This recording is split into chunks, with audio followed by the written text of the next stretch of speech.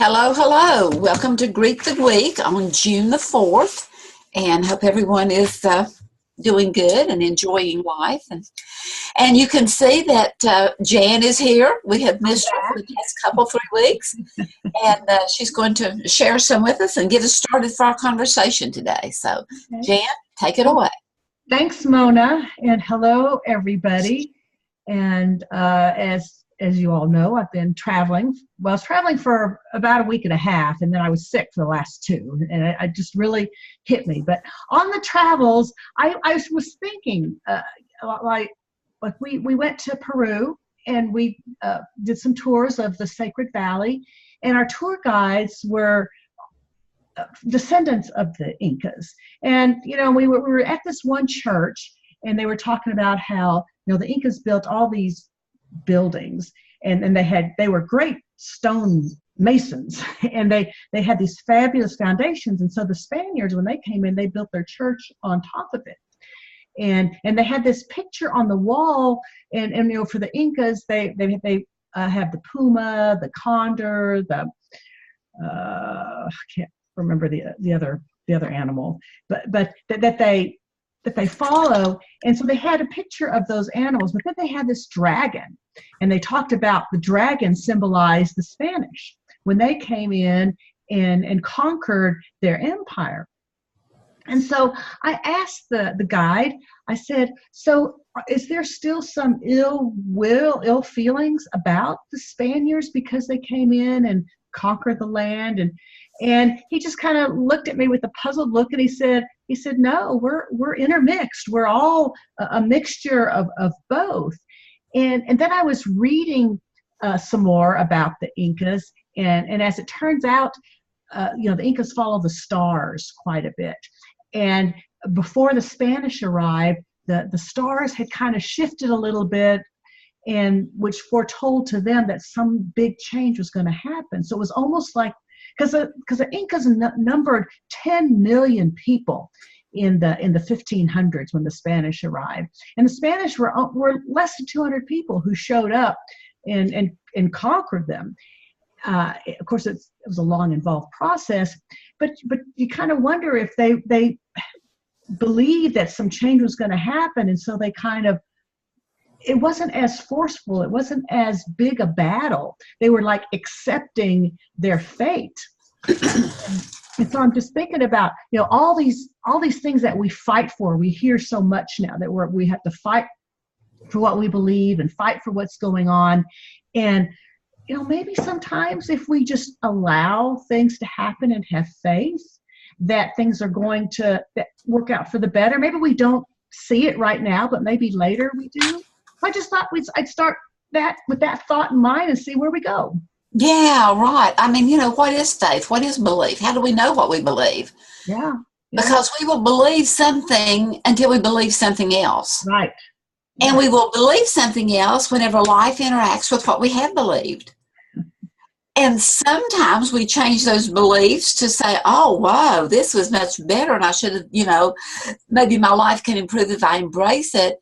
And sometimes we say, oh, wait a minute, I've been believing a lie. Yeah. And, so I love the Incas. I love them. I had a chance. Very, very interesting culture. Yeah. Did you go into any of the Incas buildings and towers and explore them? We went into a lot of the buildings. Of course, we went to Machu Picchu, and we explored that whole area there. It's just phenomenal what they did, and they did it over a period of only 100 years, and so it was generational. Yeah, and it's just amazing what all they did. And that technology and the ability to do those things with what we today would say was really infantile. Yeah. Right. And that's why I personally like to, anytime I look at anything today, I always want to look at the past as well as the future, because they're all connected. Yeah. And I had the privilege of going to Chichen Itza. Okay. And going up and climbing one of the Incas pyramids, and I tell you what, I mean, it was otherworldly. Yeah. I loved it, absolutely loved it. I went into that dark enclosure, and it was fantastic. But we look at, whether it's the pyramids of Egypt or the Incas or whatever, and we look at the fact that we look back on today and we say, how in the world did they do all of those feats with all of that primitive technology? They didn't even have wheels. Right. Because they were up in the mountains, and they were taking this stuff way up in the mountains, and you're going, how did they drag these boulders all push it up? Yeah. Drag it up, whatever. I know. But, if we look today, if we look 1,000 years ahead or even 100 years ahead, and people look back on our buildings today, whether it is, the replacement of the buildings there in New York or in China or anywhere else, and we said, how in the world did the people in the 20th century build all of that with those primitive tools, with those cranes and so forth? Yeah. And so we are creative, and we can do magnificent things. Sometimes we just get so in the moment that we can't see how what we're doing turns out to be magnificent. Right. Yeah. I mean, I think of a lot of young people. I saw somebody posted on Facebook not too long ago about how she's had to struggle all her life. She's always struggled. She's been a fighter. She's been fighting. And knowing another side of the story, it's like, well, sweetie, some of the things you were fighting for weren't exactly the best choices, but yet we've got it set in our mind that this is the way our life has to be in order for us to be happy, or this is what's right for us. And we're not really even thinking that maybe something else might be better for us. Right. And so it's like, okay, maybe our first impulse is to fight. But then when you're fighting against somebody, you're tearing each other down, and you're saying nasty things, and things you might later regret, things you wouldn't have said if it was in a better place. And then how does that help you to, when it's all said and done, if you have to still deal with these people, how are they going to treat you if you fought them and you said these nasty things to them? And it's just let's stop and think about, okay, what am I fighting for? And would it really be so bad if that didn't happen? So just kind of let's all get along. Yeah. Yeah, even if it is my foundation that's been laid and you're building on it. Right. That's right. Find a way to come together, because those descendants of the Incas, they are very much into Catholicism. Right. The religion is a big part of their life at this point, but that wasn't their life back in the 1400s. But it was a spiritual life. They just didn't have a name. Right. It was that mystery of that seeing something in the stars. Yeah. And our future is in the stars, whether you want to use it as astrology or as astronomy. Sometimes we take one and make it into a fairy tale, and the other one is more of a science, and we have a trouble with our faith-based stuff of separating the science from the reality, and maybe fighting each other because you think this is that and I think it's this, and maybe it's the same thing. Maybe it is. I was just reading, I do not remember the author's name, but the book is called Coping with Adversity. And I almost didn't read the book simply because I don't like the word coping. Okay. I just think coping is too stressful and all this stuff. But when I read the acknowledgement of the book, it sounded interesting, so I started reading it. And it is written by a Jewish rabbi. Mm-hmm. And he's talking about handling a diversity with ethnic groups and religions and all that kind of stuff, And he was talking about that he would take tours of people coming to visit Israel. And he was giving the history of everything and the Jewish belief and their traditions and all. And he began to realize that whenever he had especially, maybe everyone, but especially whenever the Christians would be there, they would know as much history as he did. And he was just astounded at that. How could they know this history? And so it took him a while, but one day in talking with a particular person that was on a tour, and he began to explain that, that the Christians and the Catholic and several faith-based believed that Jesus was the Messiah, and but is no longer on earth, and that and the rabbi said, well, the Jews are looking for the Messiah. And he sat there and he said, he scratched his head and he looked at him and he said, what if we're both looking for the same thing? Yeah. And I think when we get right down to the humanity of all of us, we're all looking for the same thing. We are looking for the same thing. And we all have different names for it. We all started in different places and had our own beliefs and keep with that belief. It doesn't make one right and one wrong. It was the scaffolding, just like with our diets. Yeah. Whether we were, the more I read the Dallas paper and their recipe things, there are things in there I've never heard of. Yeah. Coming from other countries that's now, this is a little bit more nutritious than that was, so let's put that in our diet. Yeah. But there's always new information coming in, no matter in what area, whether it's for food, whether it's for spirituality, whether it's for technology. We're learning new things and we have new information, so we have to change with the times and stay up with all this new information. And balance it as, okay, does this make sense to me? Does this make sense to question my belief? Or do I still stay with the direction I'm going? Or is it really new information? Well, that's yeah. Because, if my diet was the things that I'm just now seeing in the, in the new diets, then it was, okay, well, let me go back to the law of gravity. Was it a law of gravity before Newton came up with the law of gravity?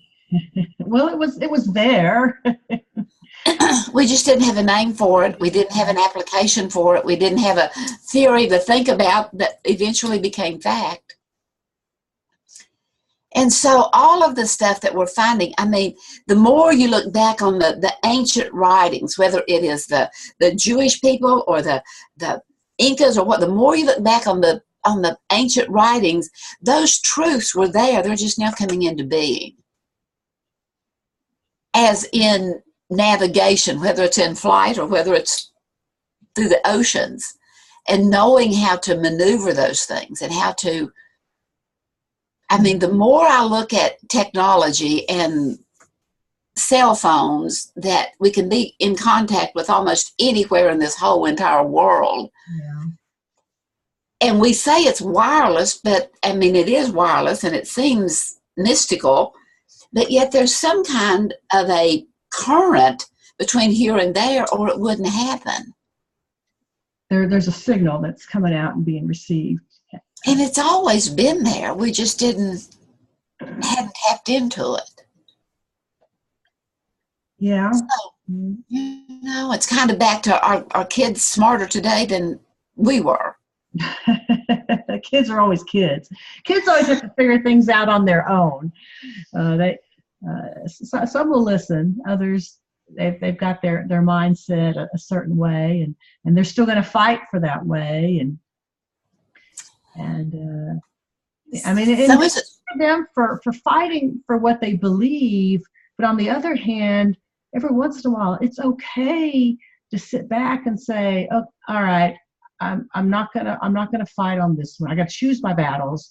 Exactly. And I'm going to take the things that are the opportunities that are here for me right now, even though it's not really what I want, and make the best of it and see where it's going to go.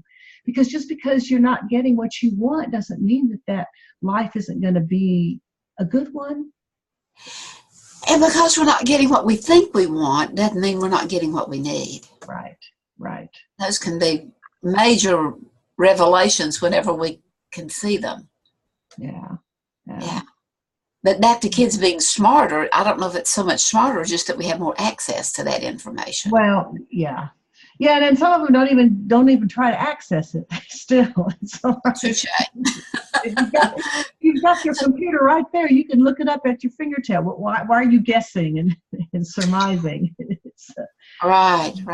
And then can we trust the information that we Well, receive? that's true too. That's true too. So we kind of have to always test it. And how do you test something you can't see? And I'm being so convinced that the invisible is more real than the visible. And it's just kind of appreciating that and just living in the mystery of it, not knowing the answer. Because sometimes when we look at something, we think, well, this is the answer, and we go for it and we embrace it, but it may have only been part of the answer. And then we shortchange ourselves on finding more information. Yeah. Because we have our filters on and we're only taking in the information that validates what we've thought before, and we're probably missing a lot as well. And Right.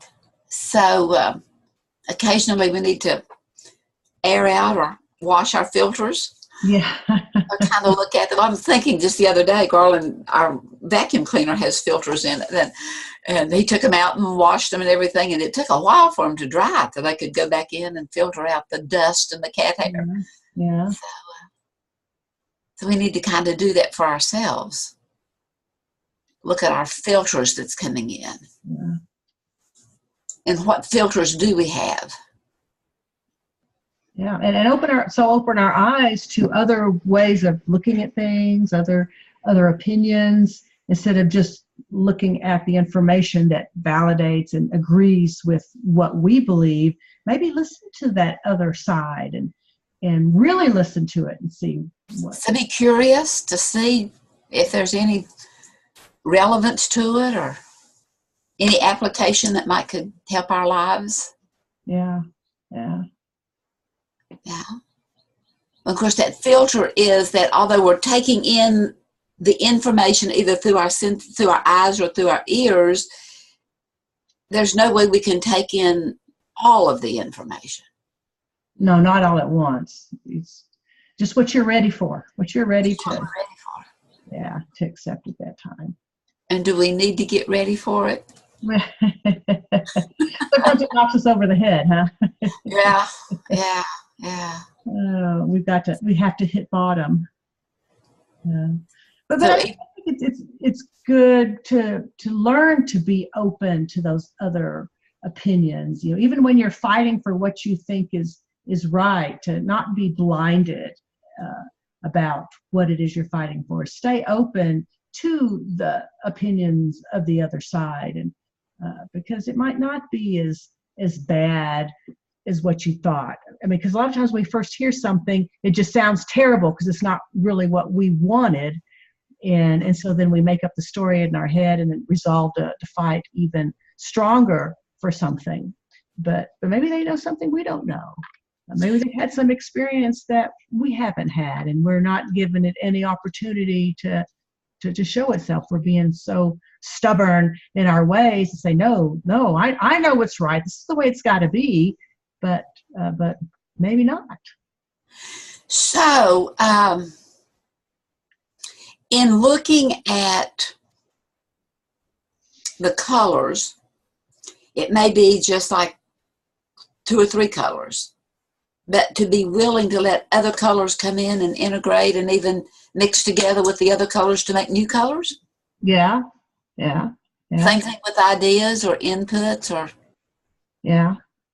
I don't know if you noticed, we just got a message from our guest. I see that. So let me read it here, okay?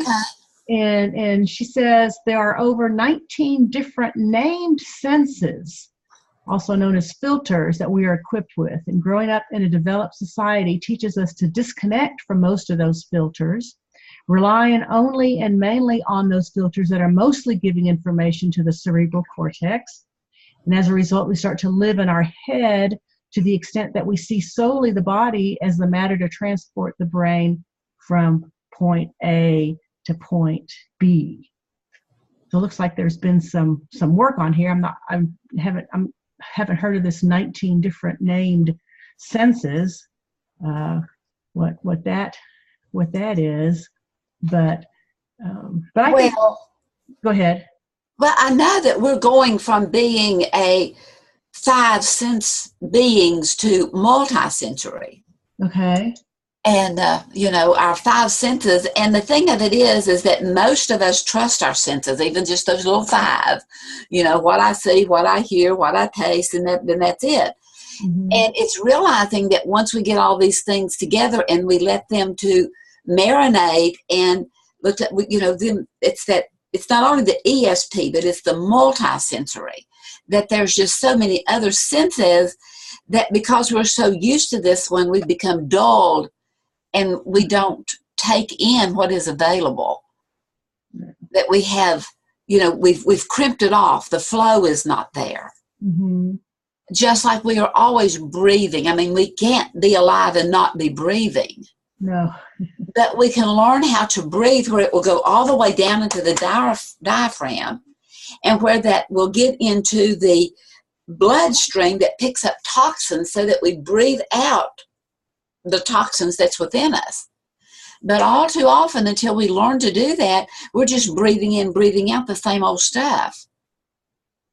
And we're not really expelling the toxins.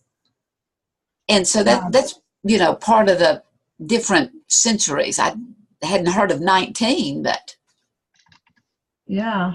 Let's just send them through email. So maybe we can add it as an attachment or something later on. So that would be that'd be very, very interesting. But you start talking about when you don't pay attention. You only pay attention to a few of the senses, and we see that even with the 5 senses, when people become blind, like their sense of hearing becomes stronger, their sense of touch becomes stronger, and so it would make sense that the things that come easily for us, or the things that give us most of our information, we put the most attention on that. But there are other senses that we're wasting. We're not really utilizing them to their capacity, and things could be so much better for us if we were more attuned to all the other things that are going on. Right. And even that information, that we're receiving, I mean, we may not want to hear it, but it may be something we really need to hear. Yeah. And it's taking it in and, just thinking about it. And kind of letting it marinate and intermingle with our other senses that we may not even have verbiage for now, and let it, pass through our wisdom heart to see if there's anything that is valid that could add to. Mm-hmm. And so then maybe when the Incas were a bit more passive than we would be nowadays, if somebody comes in and takes over our land and just allow things to happen, maybe they knew something. Maybe they were sensing something. Exactly, the mystery of life. Yeah. And was it passivity, or was it a genuine acceptance of? Well, that's true. Yeah. Just accepting that this is our fate. This is the way it's going to be, and let's make the best of it. And if it's fate as such, or is it that it all works together for the good of the whole?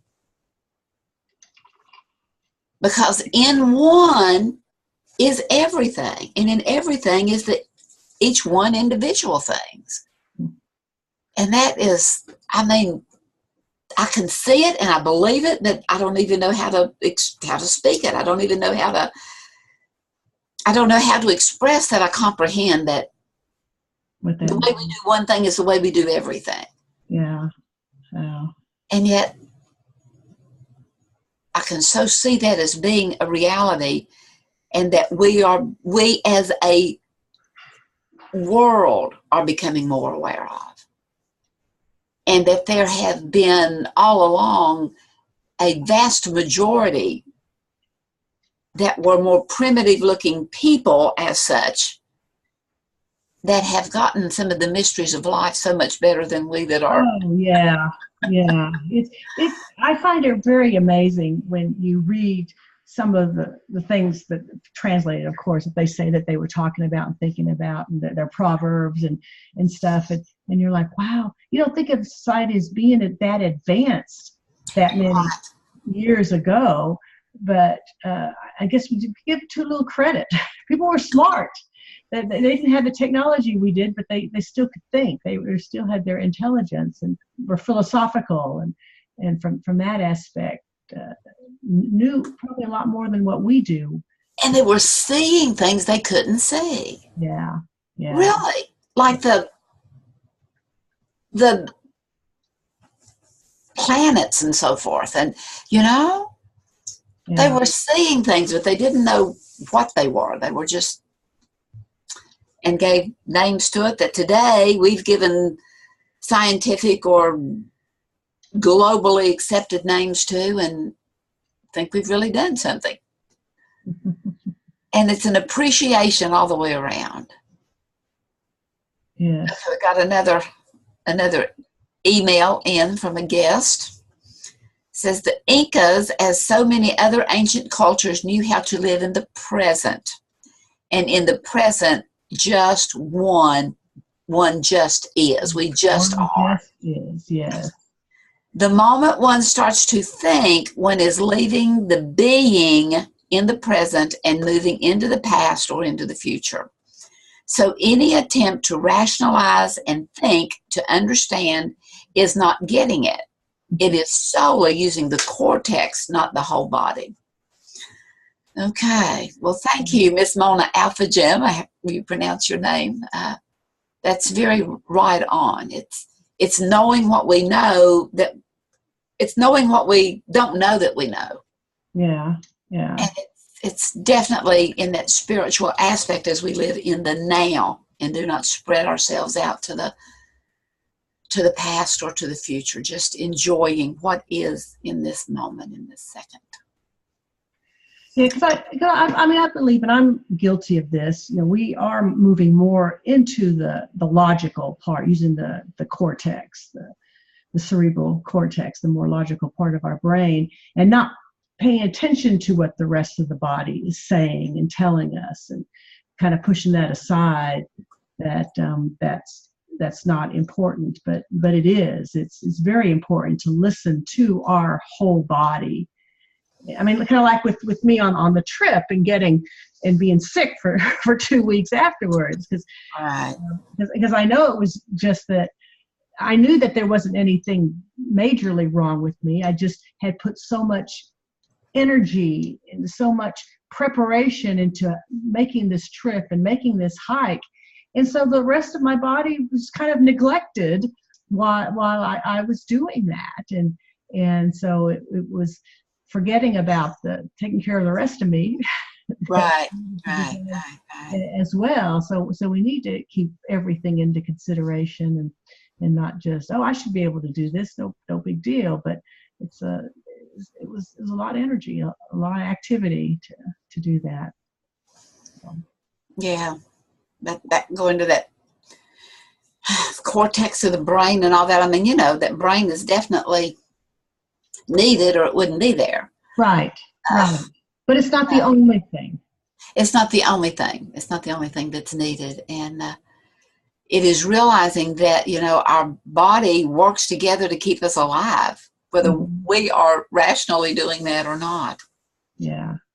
And that maybe we lose so many of these mysteries that Miss Alpha Gem is bringing to us. Kind of goes back in history whenever that we begin to see the mystery of the universe, God is having a mind, and equating it with us, that we can understand what, if that intelligence, that original source, that we can understand where it's coming from. And then maybe going back to the deal about fighting for everything is just stepping back and say, okay, all these obstacles are being thrown in my way and I keep fighting them off. maybe I should listen. Maybe it's trying to tell me something that I'm going down the wrong path, or I should consider a different option, or consider a different way of being, or a different way of being with other people. All right. These are There's all signals. a Sufi story about, all the, it's just to drop the bag. To just drop it. Drop the expectations, drop the fears, drop the plans, just drop everything, just drop it. And then the next step is to pick the bag back up. Yeah. Pick it up just with a new understanding. Yeah. That what's in there has been accumulated to this point in time for a purpose. Now we need to see what we need to sort out and keep and move forward. Yeah, move forward. That realizing that maybe we built that foundation and we didn't know what its ultimate purpose was to be. Right. And if someone starts building on it, let's look at and appreciate what they're building and see that maybe that was just adding to. Yeah. Okay, well.